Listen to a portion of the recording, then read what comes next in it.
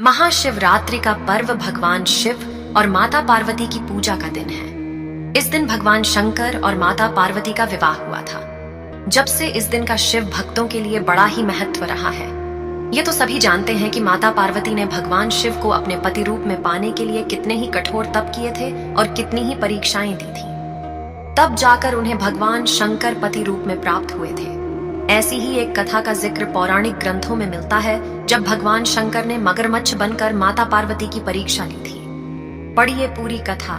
इस कथा को पढ़ने से आपका मन शांत होगा और भगवान शिव की भक्ति में ध्यान लगेगा। एक समय की बात है, माता पार्वती घोर तप कर रही थी। उनकी भक्ति और तप को देखकर देवताओं ने शिवजी से माता की मनोकामना पूरी करने के लिए कहा था। तब शंकर जी ने पार्वती जी की परीक्षा लेने सप्तऋषियों को भेजा। सप्तऋषियों ने माता के सामने शंकर जी के बारे में बहुत कुछ बोला, उनके सैकड़ों अवगुण गिनाए, परंतु इन सब बातों का पार्वती जी पर कोई प्रभाव नहीं पड़ा। उन्हें दृढ़ निश्चय और संकल्प के साथ तप जारी रखा। जब इस सबसे भी बात नहीं बनी तो भगवान शंकर ने खुद परीक्षा लेने की ठानी।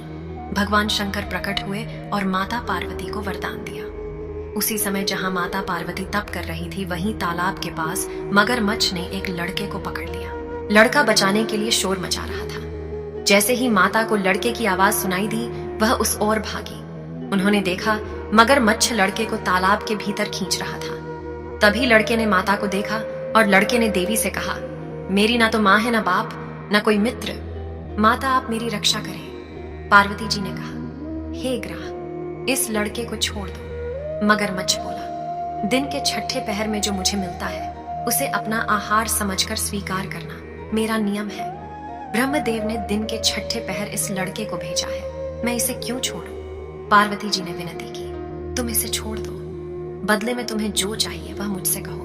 मगरमच्छ बोला, एक ही शर्त पर मैं इसे छोड़ सकता हूं।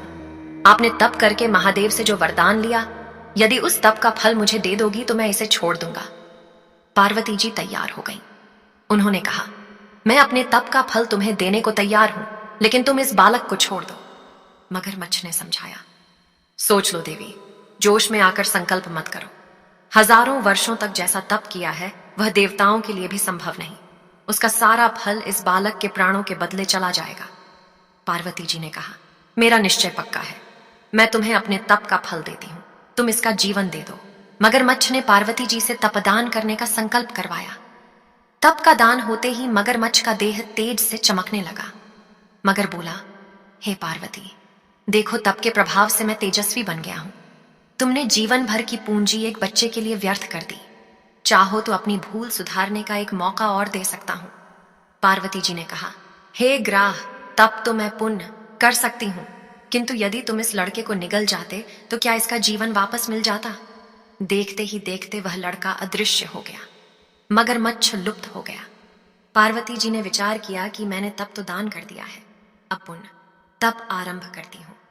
माता पार्वती ने फिर से तप करने का संकल्प लिया। यह देख भगवान शिव फिर से प्रकट हुए और उन्होंने पूछा कि देवी, अब आप क्या कर रही हैं? तब माता ने कहा कि मैंने अपने तप का दान कर दिया है, तो अब आपको अपने पति रूप में पाने के लिए मैं फिर से तप करूंगी। जब महादेव ने कहा कि उस बालक और मगरमच्छ के रूप में मैं ही था, आपने अपने तप का दान मुझे ही किया है। मैं तो बस तुम्हारी परीक्षा ले रहा था कि तुम्हारा चित्त प्राणी मात्र में सुख दुख का अनुभव करता है या नहीं। इसलिए अभी तुम्हें पुनः तप करने की आवश्यकता नहीं है। यह सब जानने के बाद देवी ने महादेव को प्रणाम कर प्रसन्न मन से विदा किया। बोलो जय शंकर पार्वती की, जय भोलेनाथ की।